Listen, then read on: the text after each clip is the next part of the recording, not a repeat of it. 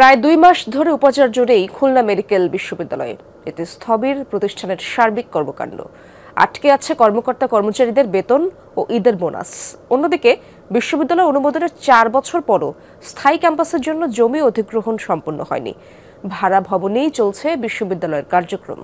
LME certified বিশ্বসেরা কপারে তৈরি Walton cables, যা আপনার স্থাপনাকে রাখবে সব সময় নিরাপদ। দক্ষিণ পশ্চিমাঞ্চলের মানুষের আধুনিক স্বাস্থ্যসেবা নিশ্চিত ও সর্বাধুনিক মানের উচ্চশিক্ষার সুযোগ তৈরির লক্ষ্য নিয়ে ২০২১ সালে শুরু হয় খুলনা মেডিকেল বিশ্ববিদ্যালয়। নগরীর নিরালা মোড়ে একটি ভবন ভাড়া নিয়ে চালু হয় কার্যক্রম। এরপর কেটেছে ৪টি বছর, কিন্তু এখনও ভাড়া ভবনেই কোনো রকমে চলছে প্রতিষ্ঠানটি।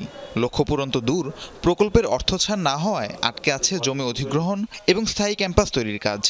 আমাদের প্রকল্পের মেয়াদ আমি যতদূর জেনেছি ২০২৭ সালের ৩০শে জুন শেষ হবে। এখন পর্যন্ত আমাদের ভূমি অধিগ্রহণ করা হয়নি, অথচ সমসাময়িক অন্যান্য মেডিকেল ইউনিভার্সিটি যেগুলি আছে সেগুলি অলরেডি তাদের অর্থ অনুমোদন করা হয়েছে এবং তারা ভূমি অধিগ্রহণ করে ফেলেছে। তা সেক্ষেত্রে আমরা অনেকটা পিছিয়ে আছি। শুধু স্থায়ী ক্যাম্পাস নিয়ে নয়, সম্প্রতি বেতন বোনাস নিয়েও জটিলতা তৈরি হয়েছে বিশ্ববিদ্যালয়ে। মেয়াদ শেষ হওয়ায় গত ৩০ এপ্রিলের পর থেকেই ক্যাম্পাসে নেই উপাচার্য। অভিভাবক না থাকায় প্রতিষ্ঠানের বিভিন্ন কার্যক্রমে নেমে এসেছে স্থবিরতা। উপাচার্য মহোদয় অনুপস্থিতির কারণে আমরা কিন্তু আর কোনো ক্রয় কার্য করতে পারছি না। উনি যেহেতু আয়ন ব্যয়ন কর্মকর্তা, তো ওনার অনুপস্থিতিতে আমরা না পাচ্ছি নিজেরা বেতন নিতে, না পারছি আমরা যাদের কাছে ক্রয় কার্য করেছি সেই সব পার্টিকে, সেই সব ব্যক্তি বা প্রতিষ্ঠানকে আমরা বিল পরিশোধ করতে।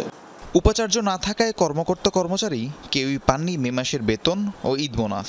চলতি মাসের বেতন পাওয়া নিয়েও তৈরি হয়েছে শঙ্কা। এই অবস্থা দূর করতে দ্রুত উপাচার্য নিয়োগের দাবি তাদের।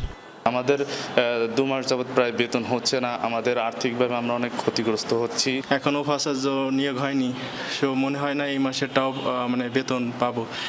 দেখা যাচ্ছে যে আমাদের ভাড়া বাসায় থাকতে হয়, সেক্ষেত্রে আমাদের বাসায় থাকাও একটা কষ্টকর। আমরা বেতন নেই তো খরচ করার জন্য, আমরা এখন বেতন না পেলে খরচটা করব কিভাবে, আর খরচ না করলে আমাদের পরিবারকে আমরা চালাবো কিভাবে। ৫-৬টা পরীক্ষার বিল, টিচারদের বিল, ডাক্তারদের বিল, নার্সদের বিল সেগুলো পড়ে আছে। তারা প্রতিনিয়ত আমাদেরকে বলতেছে যে আপনারা বিল আটকে রাখছেন কেন। শুরুতে শেখ হাসিনা মেডিকেল বিশ্ববিদ্যালয়ের নাম থাকলেও চলতি বছরের ১৩ এপ্রিল খুলনা মেডিকেল বিশ্ববিদ্যালয়ের নামকরণ করে অধ্যাদেশ জারি করে মন্ত্রণালয়। রাহিম সারোয়ার, যমুনা নিউজ।